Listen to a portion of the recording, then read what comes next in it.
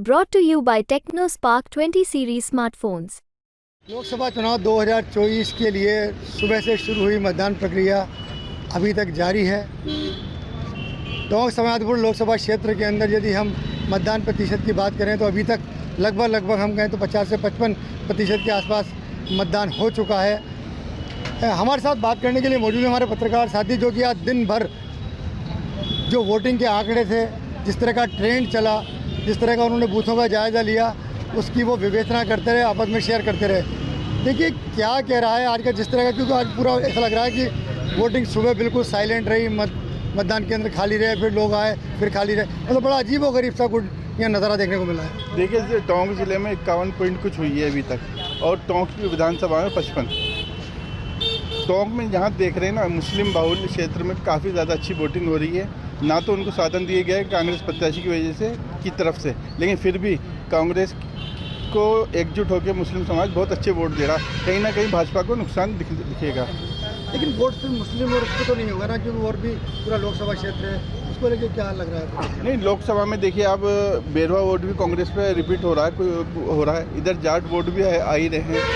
गुजर जो है कम वोटिंग हुई है, गुजरों के गांव में मोर भाटिया ने हैं, अपन 2-4 गांव में 11 पंचायतें आ रही हैं, वहाँ पर गुजरों की वोटिंग कम आई है। कहीं ना कहीं इसका असर तो दिखेगा। देखिए जौनपुर 10 साल से सांसद है, देवली उनियारा के जो विधायक हैं, जिनको जो 2 बार रहे, उनको टिकट दिया, प्रत्याशी बनाया कांग्रेस ने। ये मुकाबला किस तरह का रहा और क्या उम्मीद करें, जो वोटिंग ट्रेंड रहा वो किस तरह का देखने को मिला? देखिए जो देवली उनियारा विधायक हैं हरीश मीणा, और इसके अलावा जो भाजपा के जो 10 साल से जो सांसद रहे हैं सुखबीर सिंह जौनपुरिया, उन दोनों के बीच में इस वक्त जो है आज के कड़ी टक्कर देखने को मिली है। और सुबह जिस तरह से जो ट्रेंड रहा कि सुबह मॉर्निंग के अंदर बहुत कम वोटिंग हुई, जबकि मौसम बहुत ठंडा था, और मौसम ठंडा होने की वजह से उस टाइम अपेक्षा की जा रही थी कि ज़्यादा वोटिंग होगी, लेकिन वोटिंग कम हुई। धीरे धीरे वो बड़ी 11 बजे के बाद उसमें बड़ी बढ़त हुई, और अभी शाम को वो 55% टोंक के अंदर हो गई। और ओवरऑल अगर अपन बात करें तो 51% की वो वोटिंग हो रही है। तो एक चीज़ देखने को, सबसे बड़ी चीज़ जो यहाँ देखने को मिल रही है वो ये रही है कि मतदाताओं का रुख अभी तक समझ में नहीं आ रहा है, बिल्कुल समझ में नहीं आ रहा है। जो हमने मतदाताओं से बात की, जो हमने कहा, तो वो इस एक तरह से वो साइलेंट है, बिल्कुल साइलेंट है, और वो अपना रुख व्यक्त नहीं कर पा रहे। देखा जाए तो टोंक और सवाई माधोपुर जो है वो पिछड़ा इलाका है, और यहाँ पे विकास के लिए ही जो हमने मतदाताओं से बात की, जिस तरह से हमें पता चला, तो वो ये है कि वो शिक्षा और जो शिक्षा के अंदर वो बढ़ोतरी चाहते हैं, बेरोजगारी को हटाना चाहते हैं, और यहाँ की जो सड़कें हैं, इस तरह के जाल, तो मेन जो मुद्दे रहे वो लोकल रहे, न कि हमें किसी ने ये कहा कि राम मंदिर की वजह से या 370 की वजह से हमें ये वोटिंग कर रहे हैं। तो उनका जितना भी एक मिला जुला जो असर रहा, वो एक बहुत बड़ा इफेक्ट करेगा। जो वर्तमान सरकार है, जो सुखबीर सिंह जौनपुरिया जो सांसद है, उन पे कहीं ना कहीं तो इफेक्ट पड़ने वाला है, ये जरूर देखने को मिलेगा। और हमें ये ऐसा महसूस हो रहा है कि इस बार टोंक सवाई माधोपुर की जनता कुछ न कुछ परिवर्तन जरूर लाएगी। देखिए बात परिवर्तन की हो रही है कि जिस तरह का ट्रेंड मिल रहे हैं, कहीं ना कहीं भाजपा के लिए कोई मतलब कहना का जो 1 लाख का जो वोट का पहले जीती, वो कहीं ना कहीं ये नहीं लग रहा है कि वो इतने मार्जिन से जीतेंगे। तो क्या ये कांटे की टक्कर है या किसके फेवर में जा रही है? क्या कांग्रेस के फेवर में जा रही है या भाजपा के फेवर में जा रही है? क्या लोगों का रुझान मिला है? देखिए हम बात करते हैं टोंक विधानसभा के बूथों की। हमने एक बूथ किया, लोगों से मिले, लोगों से बातचीत की। सुबह 9 बजे तक 10% कुछ की वोटिंग होना, और उसके बाद फिर आज सबसे बड़ा मसला ये था कि आज शुक्रवार था, तो मुस्लिम समाज के लोग घरों से नहीं निकल पाए।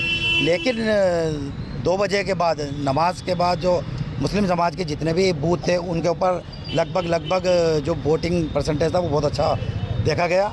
लोगों से बात की गई, मुद्दों पे बात की गई, युवाओं ने रोज़गार की बात की, महिलाओं ने अपने सुरक्षा की बात की, कईयों से रुझान लिए अलग अलग तरीके से, भाजपा कांग्रेस हरीश जी के। तो भाजपा के जो मेन कैंडिडेट टोंक से रहे 2 बार, उनकी नाकामी लोगों ने दर्शाई, और उनके मोदी जी के नाम पर तो वोट देने को तैयार थे, लेकिन भाजपा सुखबीर सिंह जौनपुरिया को नहीं देना चाहिए। नतीजा क्या लगता है? नतीजा ये है कि 52-48 रेशो बैठेगा टोंक से। वो 52 किसको देना? हरीश जी मीणा का ज़्यादा रुझान दिखा टोंक से। लेकिन क्या कहना है कि कांग्रेस का ट्रेंड आज देखने को मिला है, जिस तरह का कि लगातार कैंपेन चला और आज वोटिंग हुई है, कई लोगों से आप मिले, मोहल्लों में को भी आपने देखा, क्या लग रहा है ये किधर जा रहा है ट्रेंड? क्या कोई परिवर्तन दिखा रहा है? भाजपा की हैट्रिक रुकने वाली है या कुछ न कुछ और होने वाला है यहाँ पर? परिवर्तन तो जनता मांग रही है, इसी वजह से थोड़ा सा हरीश मीणा जी के पक्ष में वोट जाता हुआ दिख रहा है। मगर अभी तक की जो हम बात करें आंकड़ों की तो वो 50-50% है। अगर आप लोकसभा की बात करें, टोंक सवाई माधोपुर मिला के लगभग 6 से 7 लाख वोटर्स जो हैं वो मुस्लिम हैं और उनमें थोड़ी सी अवेयरनेस है।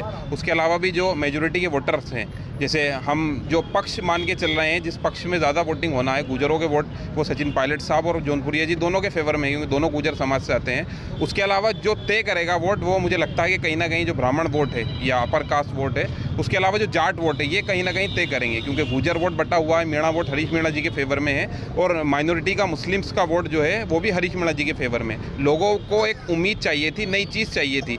जो पिछले 10 साल पहले मोदी सरकार आई थी, लोगों को उससे उम्मीद थी कि एक बदलाव की उम्मीद थी। वहाँ पिछले 10 सालों में लोकसभा का जो विकास नहीं हुआ, टोंक के ट्रेन के मुद्दे हैं, रोजगार के मुद्दे हैं, उनमें देखा गया कि जौनपुरिया जी पूरी तरीके से सक्षम नहीं हो पाए, तो लोगों में उसकी नाराज़गी है। फिर बीच में जौनपुरिया जी की कुछ बातें ऐसी हुई, जैसे एक पत्रकार के साथ बदतमीजी, इन चीज़ों की वजह से उनकी इमेज पे थोड़ा सा नेगेटिव असर पड़ा, तो उनकी वोटिंग परसेंटेज में हमें थोड़ा सा कम होता हुआ दिख रहा है।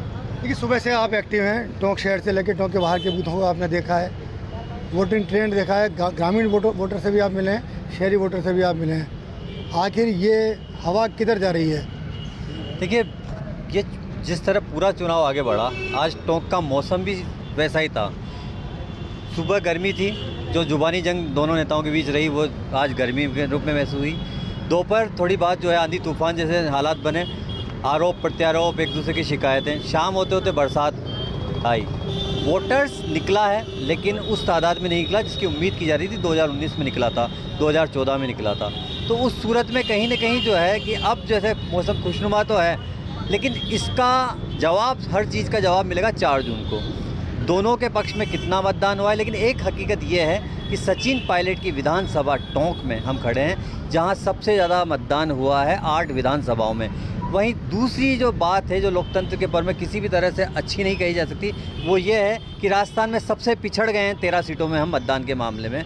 ये अभी तक के हालात ये हैं कि सबसे ज़्यादा बांसवाड़ा में मतदान है और सबसे कम टोंक में मतदान है, जो कि किसी भी सूरत में लोकतंत्र में एक अच्छा संकेत नहीं है। सुखबीर सिंह जोनापुरिया को लेकर हो या फिर हरीश मीणा को लेकर हो, या फिर ये समझ सकते हैं कि 11 और प्रत्याशी हैं, लेकिन मुख्य मुकाबला दोनों के बीच में है। तो उस सूरत में किसने किसको मतदान दिया। लेकिन एक चीज़ जो महत्वपूर्ण है, जहाँ टोंक में खड़े होकर हम कह रहे हैं कि टोंक में कुछ बूथ ऐसे हैं जहाँ 80%, 85% से ज़्यादा मतदान हुआ है और वो मतदान अल्पसंख्यकों ने किया है।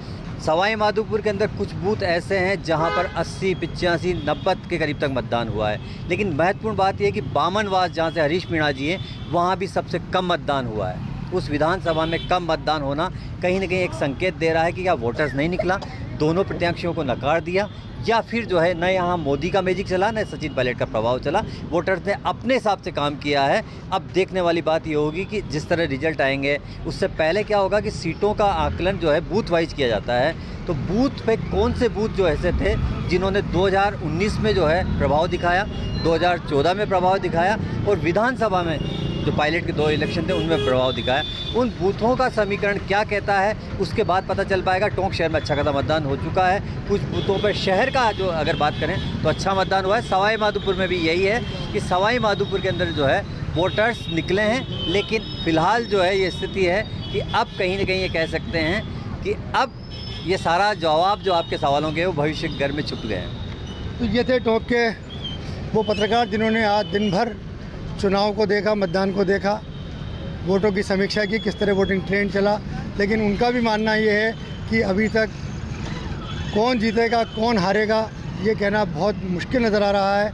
टक्कर कांटे की बताई जा रही है, लेकिन कहीं न कहीं हवा जो है वो कांग्रेस प्रत्याशी के पक्ष में बहती हुई नज़र आ रही है। रही बात इसकी कि जब बूथ एनालिसिस होगा तो सारी तस्वीर निकल के साफ हो जाएगी। राजस्थान तक के लिए टोंक से मैं मनोज तिवारी।